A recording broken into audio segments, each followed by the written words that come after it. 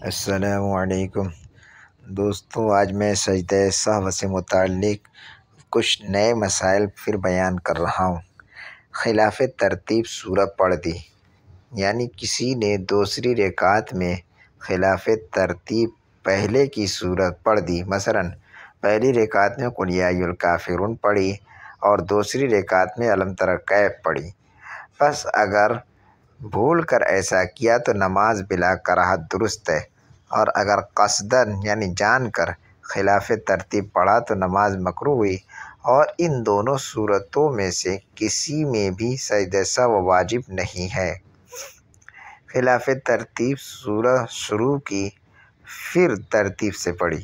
اگر کسی نے دوسری رکعت میں بھول کر خلاف ترتیب سورہ شروع کی اور شروع کرتے ہی یاد آ گیا، پھر اس نے اسے چھوڑ کر دوسری سورت ترتیب کی رعایت کرتے ہوئے پڑھی تو اس کی نماز درست ہے، مگر مکروہ ہوئی اور اس پر سجدہ سہو واجب نہیں۔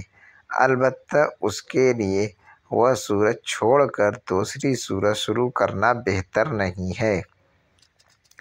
آدھی سورت پڑھ کر بھول گیا، پھر شروع سے دوبارہ پڑھا۔